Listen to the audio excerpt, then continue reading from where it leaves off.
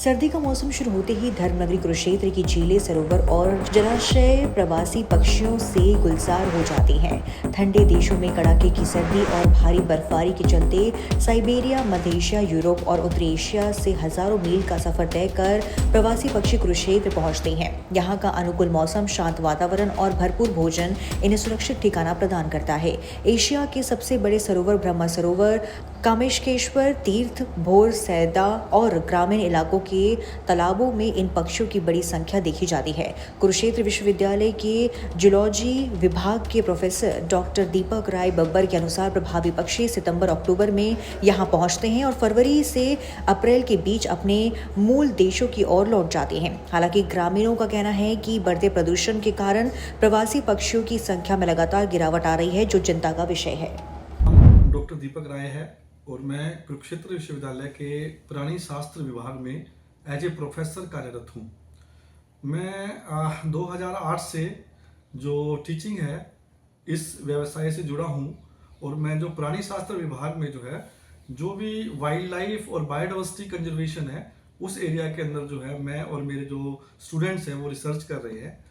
जहाँ तक आपने प्रश्न किया है कि जो ये माइग्रेटरी बर्ड्स हैं ये क्या होती हैं और ये कहाँ से आते हैं, तो मैं सबसे पहले आपको बताना चाहूँगा कि जो पक्षी की प्रजातियाँ होती हैं ये दो तरह की होती हैं।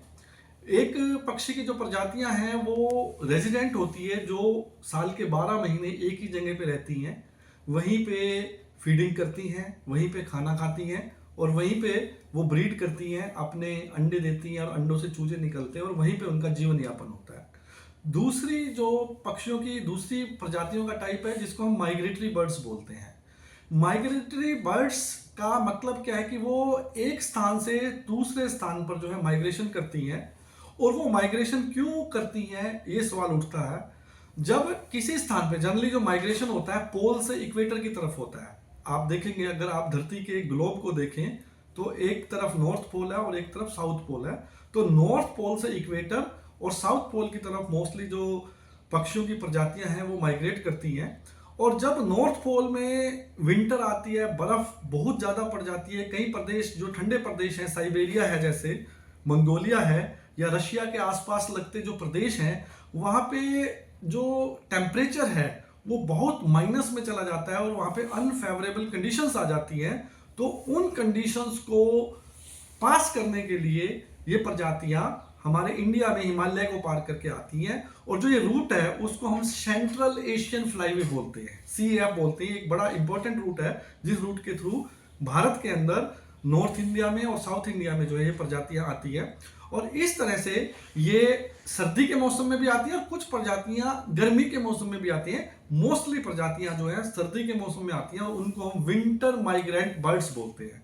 अगर मैं आपको नाम लेके बताऊं तो बहुत सारी ऐसी प्रजातियां हैं जैसे कि नॉर्दर्न शॉलर है, नॉर्दर्न पिनटेल है, कॉमन टील है, गढ़वाल है, मलाड है, कॉटन टील है, बार हेडेड गूज है, अमूर फैल्कन है, गार्गनी है। ये मैंने आपको जो नाम बताए हैं ये ऊपर जो नॉर्थ पोल पे प्रदेश हैं वहाँ देशों से आके जो हमारे इंडिया में आती हैं। अब प्रश्न ये उठता है कि ये यहाँ आती हैं तो किस चीज़ पे फीड करती हैं।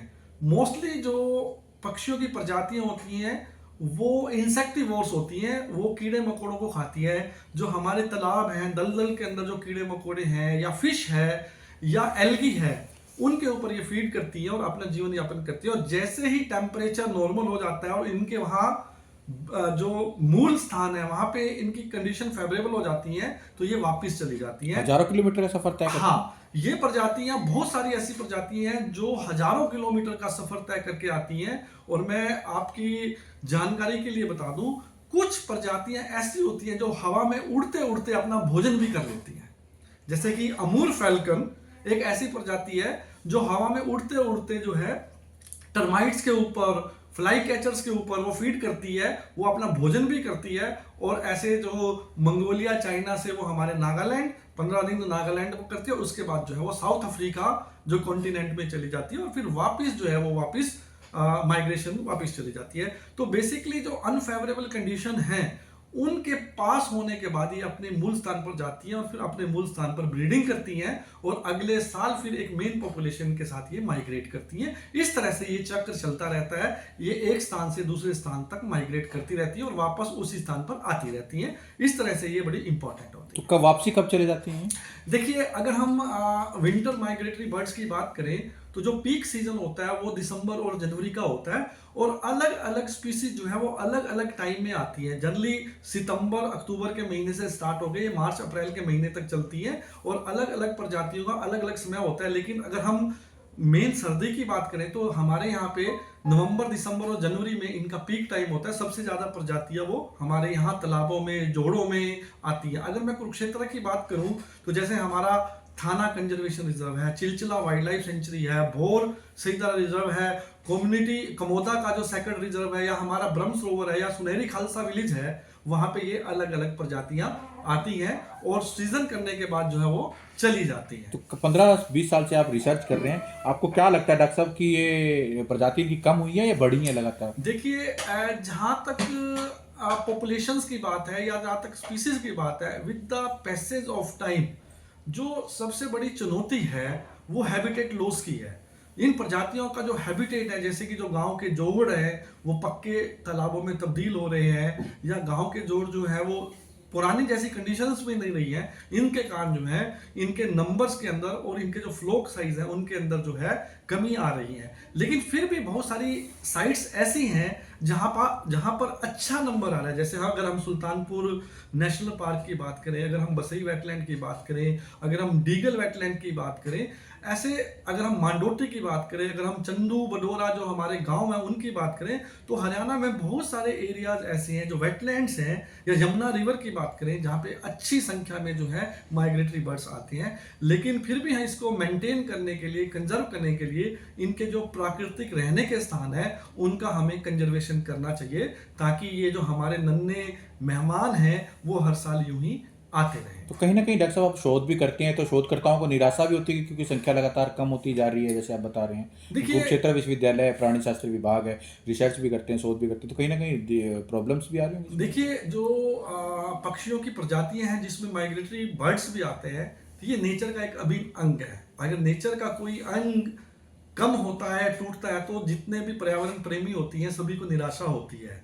तो हम इसी आपके माध्यम से मेरा सभी से यही अनुरोध है कि हमें अपने नेचर को कंजर्व करना चाहिए, हमें जितने भी हैबिटेट्स हैं उनको मेंटेन करना चाहिए, और इस तरह से जितने भी प्राकृतिक है प्रकृति का संरक्षण करना चाहिए, ताकि हम हरी भरी प्रकृति के साथ रह सके और जो एक इकोलॉजिकल बैलेंस है वो प्रकृति में स्थापित हो सके। पक्षी आते हैं और यहाँ सर्दियों में अक्सर बहुत ज़्यादा तादाद में संख्या में पक्षी आते हैं। तो पहले इसके मुकाबले अब इनकी संख्या कम होती जा रही है? हाँ, अब इनकी संख्या कम होती जा रही है। पहले बहुत ज़्यादा थी।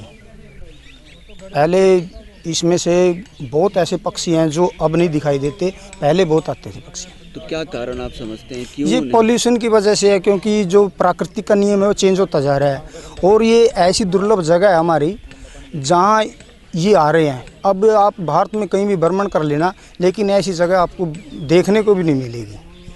आप सारे भारत में घूम लेना, लेकिन ऐसी जगह और ये पक्षी आपको कितनी किस्मों के अंदाजा? ये मेरा ख्याल में 28-30 किस्म के पक्षी हैं जो दुर्लभ जाति के पक्षी हैं, जो देखने को नहीं मिले, लेकिन यहाँ देखने को मिलते हैं। इसमें कुछ पक्षी ऐसे थे जो यहाँ से लुप्त हो गए हैं। सारा साल यहाँ रहते हैं, चले भी जाते हैं? चले जाते हैं। कितने दिनों तक यहाँ प्रवास करते हैं? ये सर्दियों में यहाँ प्रवास करते हैं। तभी कितने दिनों तक? 1 महीने या 30 दिन, 15 दिन? नहीं, अभी ये 5-6 महीने यहाँ उपवास करेंगे, उसके बाद अपने उसमें चले जाएंगे।